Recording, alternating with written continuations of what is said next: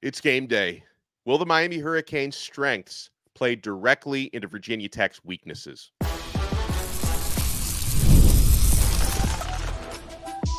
You are Locked On Canes, your daily podcast on the Miami Hurricanes, part of the Locked On Podcast Network, your team every day. It's Friday and it's game day. I am Alex Dono, University of Miami alumnus, co-host of Locked On ACC, and writer for Canes County at Rivals. And thank you so much to the everydayers for making Locked On Canes your first listen and your first watch today. We're available free wherever you get your podcasts. We're free on YouTube. We're part of the Locked On Podcast Network, your team every day. Today's episode is brought to you by FanDuel. Place your first $5 bet and you'll get started with $200 in bonus bets guaranteed. Visit FanDuel.com to get started. 7:30 p.m. tonight at Hard Rock Stadium. Your 4-0, 7th-ranked Miami Hurricanes take on 2-2 Virginia Tech. ACC opener for Miami. Hurricanes are big favorites, 17.5 points in this game. And what I'm really wondering is, will what Miami does best, namely rushing the passer and creating explosive plays, will that play right into Virginia Tech's weaknesses? We have the postcast king himself with us right now. Right after the game is over tonight, our guy Jim Greasehopper, is going to have the postcast live on the Locked On Podcast Network. And so, Grease, first and foremost, you feeling like Miami's going to keep it rolling tonight at Hard Rock? Yeah, absolutely, Alex. No doubt. And Virginia Tech is not a threat. I just want to start by saying that they're not a real threat to Miami. It's a conference opener. Last week's game against South Florida, I really thought was a huge test for them.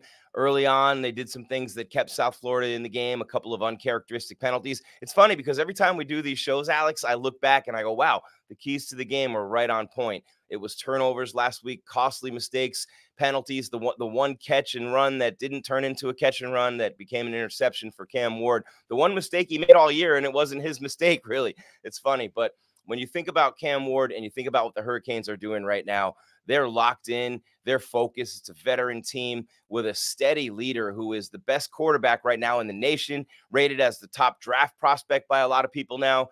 And to me, that's the biggest difference, right? We know this as quarterback you, even though it's been a long time. When you have that strong, steady leader, remember when Dorsey was a senior, right? You think about that year and that team, and you think about Cam Ward. Very similar with their leadership style. I compare him to Jim Kelly physically, his arm and things like that. But to me, it's the leadership that starts with Mario Cristobal, obviously. But your quarterback is so important, and Cam Ward's the best quarterback in the country. So that's the reason why I knew last week they wouldn't slip. And Alex, even when things started going against them, they had that turnover, a bunch of penalties. They allowed South Florida to stay in the game. Their crowd's going crazy. They score on a trick play. All that stuff in past years would have taken Miami right off the tracks, and that would have been a bad road loss, maybe a horrible one. Cam Ward wouldn't let it happen. We said it on the show. He's too good. I'd like to see Miami cut down on the penalties, certainly. Also, to keep the turnovers down. Miami's been in the plus in turnover margin because, like, one of those things, Grease, and I talked about this yesterday with Brian Smith when we were, looking at paths to victory for Virginia Tech.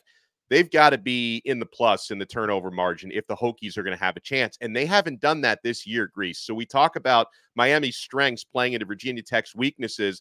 The Hokies are negative 0.25 turnovers per game. So they're on the wrong side of that turnover margin so far. And the other part of this, Grease, is something Miami has done very well, and they're going to have the energy with the home crowd, prime time tonight at Hard Rock Stadium.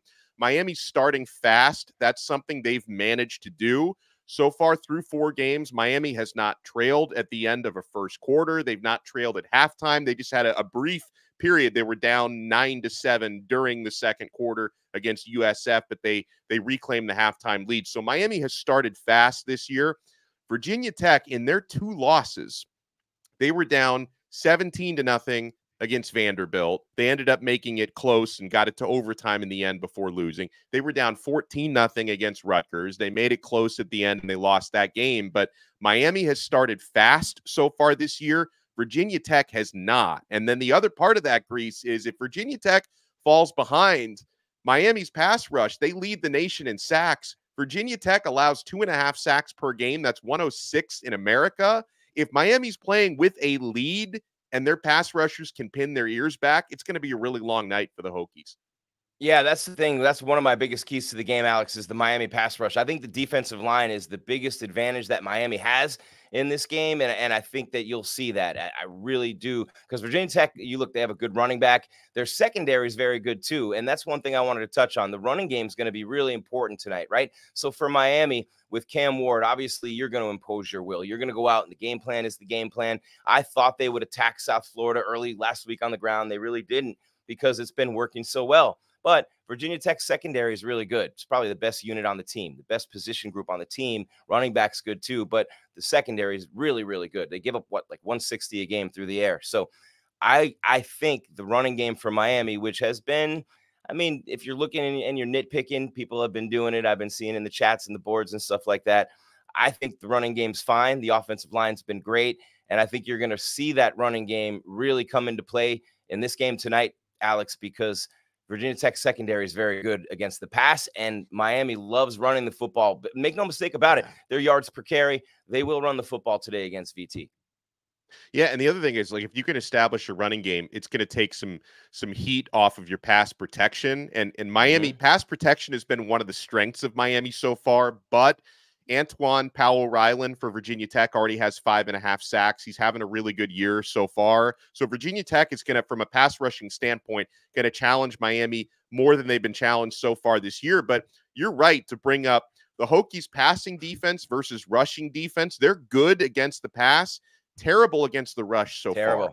102nd in the country against the run. They give up 181 yards per game. And so I'm wondering if we're going to see maybe the workload increase in this game for Damian Martinez and Mark Fletcher. I think Miami's been saving Martinez a little bit for the conference schedule. He's only carried 40 times so far this year. So he's on pace for 120 carries. Martinez last year at Oregon State carried 194 times last season. So, you know, he's going to have fresher legs entering this part of the conference schedule. And so with Miami, it's been a pick your poison situation. Teams have actually been loading up the box early in games to shut down Miami's running game. Cam Ward has been more than happy to pick teams apart. So I wonder if the Hokies are going to load up the box or if we're going to see some different looks on their defense.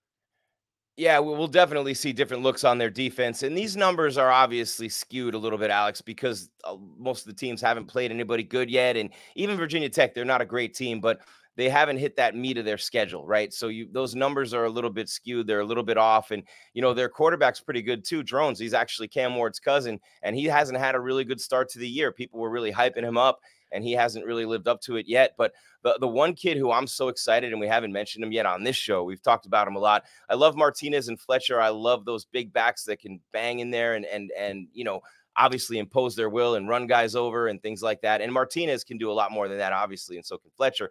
But Jordan Lyle, man, this kid really excites me. I mean, he's got that big play. Every time he touches the ball, you're thinking a big play could happen.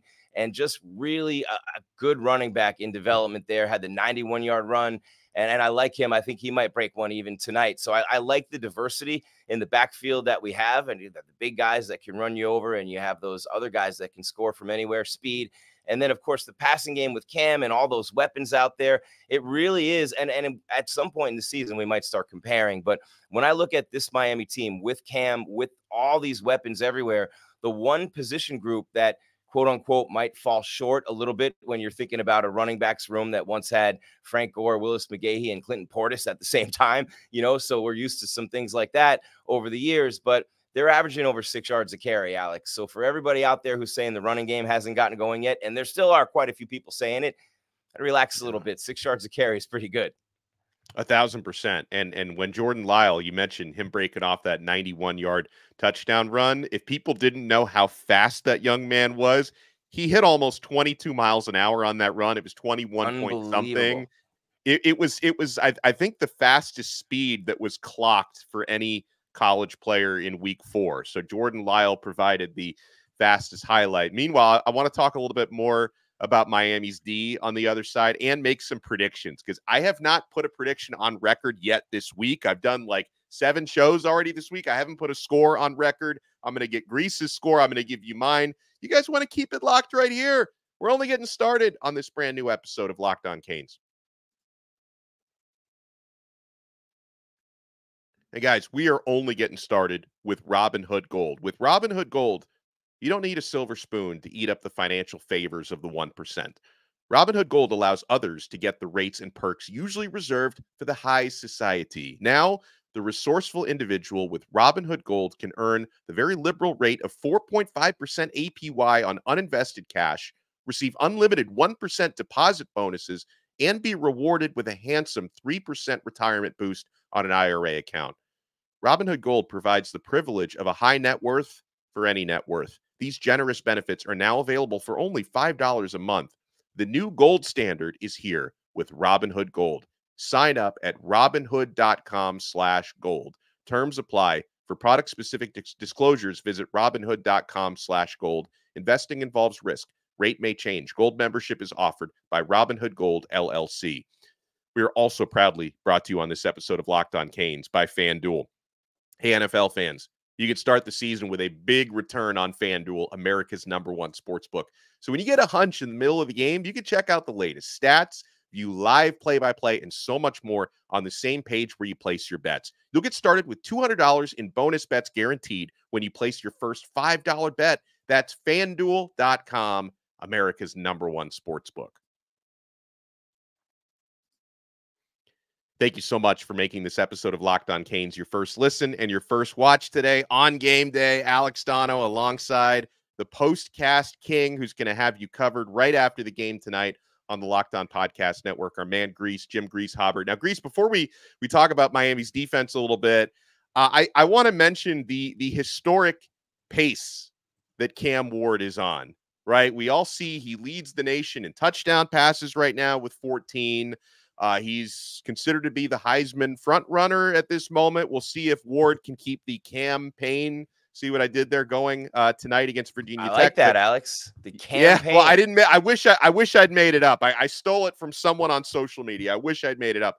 And also, here's a cool stat I was reminded of. I was going through the Cane Sport message board yesterday, and I saw this post from a user named Silver97 who pointed out the Miami record, the University of Miami record for most passing yards in a season, which I can't believe is held for 40 freaking years. 40-year-old single season passing record was set by Bernie Kosar in 84, 3,642 yards.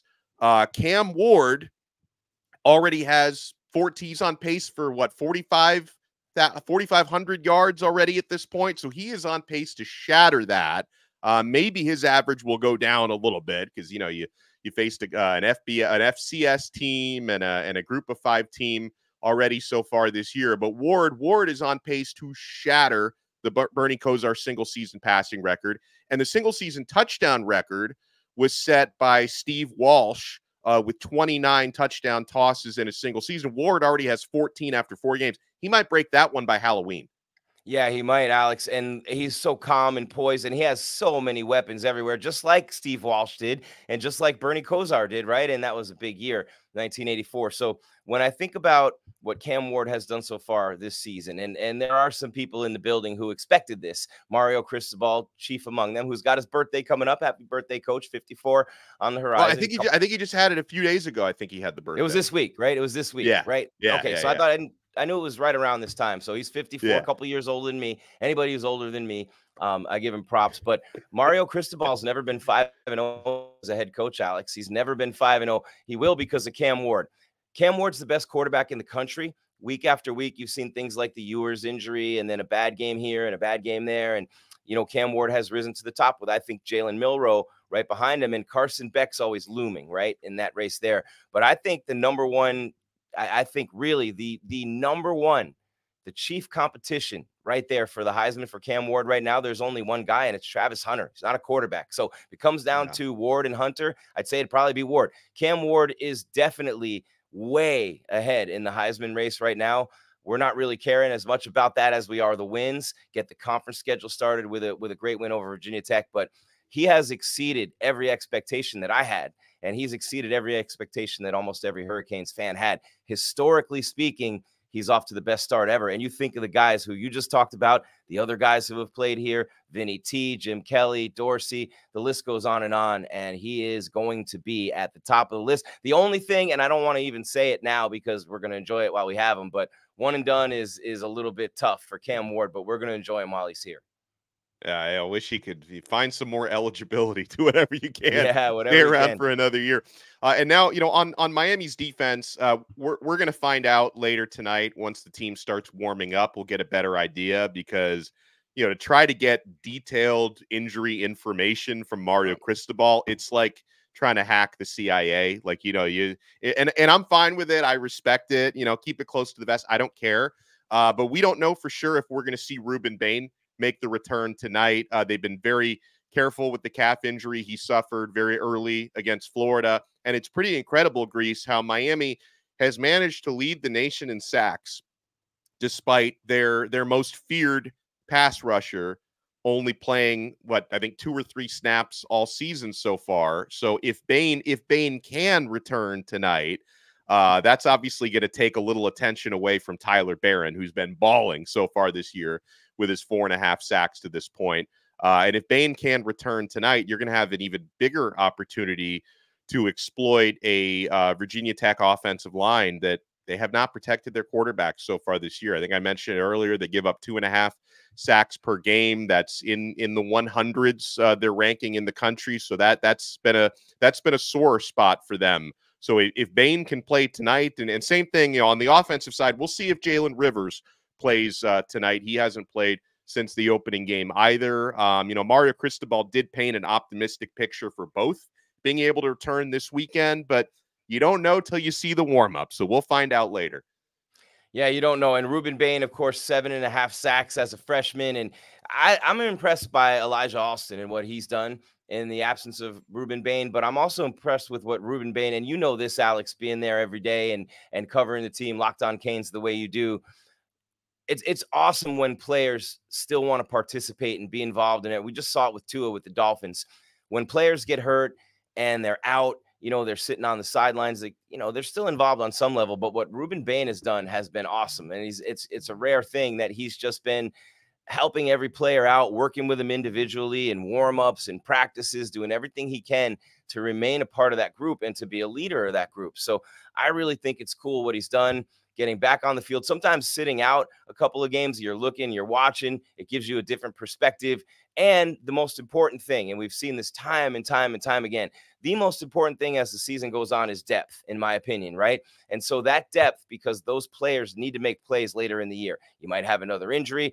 And even if you don't, that was a big key to all of the Miami championship teams, is running those defensive linemen at you in waves. And they've always done that on those great teams. And I believe that's going to be a hallmark for this team, because that defensive line is good. They win their one-on-one battles easily. Yeah. And as good as Austin's played, I think Bain comes back, he's that much better now from all that experience. And I love it. The train keeps rolling down the tracks, right? But I love it when those younger guys or those backups get in there, get more snaps, play more. That's the best side of an injury. And so I believe that everyone gets better. And when your backups keep getting better and they get more playing time, even because of injuries, by the time the season gets to that crucial point and you're headed toward those playoffs, because we're going to the playoffs, Alex, when you hit those playoffs, you want to have that rotation, and you want to have 8 guys who can come in there and you don't miss a beat. Yeah, Virginia Tech they've got some good cover corners on defense, like Mansour Delane and Dorian Strong. So we'll see if they can slow down Miami's passing game, because another thing Miami has done so well, and it's a testament to how well Cam Ward is playing and his receiving core. Miami already has 37 explosive plays of over 20 yards. They've already got 37 of those. That's through a third of the season, where they had 68 all of last year. So they're on pace to shatter last year's mark. So we'll see if, and obviously the Hokies pass rush could aid them in that. So with all that said, Grease, do you have a prediction for tonight? What's your final score? All right, so I'm going to say one more thing before I say my Yeah. final score, because I think this is actually the biggest key in this game, because anybody could sit here and go Cam Ward against the Hokies secondary and, the Yeah. Hurricanes offensive line with a pass pro. And I would not have wanted to be in that group last week at halftime and whatever Mario said to them, because they were bad in the first half. And that was the worst they've played all year, the offensive line, at least the first quarter. But the Miami defense, the running game of Virginia Tech is huge with Tootin, right? So when I Yeah. look at the Miami defense right now, 7th in the nation, Alex, against the run, 65 yards a game, 2.5 yards a carry. That's the biggest key in this game tonight, because Drones hasn't thrown the ball well at all. He's not going to win a shootout, no chance against Cam Ward. So Miami can come in and stuff this running game, which I believe they do. Then that 19.5-point line is looking really, really good to me right now. So I'm not going to go crazy and do what I did last week when I said 52-0, which it would have been if they didn't kind of give some things away in the first quarter there. But overall, this team is loaded. Virginia Tech has no chance in this game, but I'm still going to go. I don't think they're going to shut them out. Miami wins. I'm going to say 34-14. That's pretty close. I'm giving Miami's offense. I think they're going to continue the trend of more than 40 points per game, which they've done all season. I'm going to go 42-16 Miami. So I think Okay. we're on the same block with that. We're in the same neighborhood. I'm going to go 42-16 Miami. And you're right to bring up Virginia Tech's running game. That's going to be an important test for the Hurricanes, because BaShaun Tootin's a good player. He's already got 7 rushing touchdowns on the year. And Kyron Drones is their second leading rusher. So this is going to give an opportunity again. And I love the way Miami's linebackers have been playing. If he gets out in the open a little bit, we'll see Wesley Basaint and Kiko Maui-Noa in pursuit. But this should be a fun matchup. And again, if Miami can be a little bit more disciplined with the penalties, and if they can continue to keep the turnovers down, because I think if Virginia Tech is going to win this game, they're going to have to be like in the +3 turnover margin territory. I think the Hurricanes have an opportunity to make a big statement tonight. And you guys are going to hear a lot of great statements made right after the game. What can fans expect tonight, Grease, on the Miami Hurricanes postcast? A celebration, Alex, and the numbers have been going up every week. Thank you so much, Hurricane fans, for watching and being here for Alex every day and for me on the postcast. But it's going to be a lot of fun. Miami just keeps rolling along. They're scoring over 50 points a game. Just unbelievable start to this season. They didn't get tripped up in the trap game last week, which we both thought, didn't think it would happen, but they easily passed that test. Way more easy than more people thought. A lot of people thought, excuse me. But this game against Virginia Tech is, I believe, they've won 4 straight conference openers, and Miami's lost 3 in a row. So a good start's important. And I still want to see a special teams touchdown, Alex. I thought we were going to get one last week. That has to happen soon. Yeah, well, let's hope. And it's why, again, you got the Hester jersey hanging there behind you to try to send some good mojo for a special teams touchdown. They nearly got the special teams 2-point conversion return. Remember when they blocked that did. that extra point? They lateraled almost took it the other way. Yeah. No way, though. Mario will kill him. There's no way there's no way anyone on this team's doing that. Mario will kill him. Yeah, fair enough. Well, we appreciate everyone for taking the time. Make sure you check out Grease's postcast right after it's going to be late at night, but you're going to be so jacked up. You'll give Grease a lot of love tonight. So make sure you check that out. Make sure if you're watching this on YouTube, you smash that like button, subscribe to Locked On Canes. If you listen to the audio version, please subscribe on Apple Podcasts, Spotify, wherever you get your pods. And we'll talk to you again next time on another episode of Locked On Canes, part of the awesome Locked On Podcast Network. Your team every day.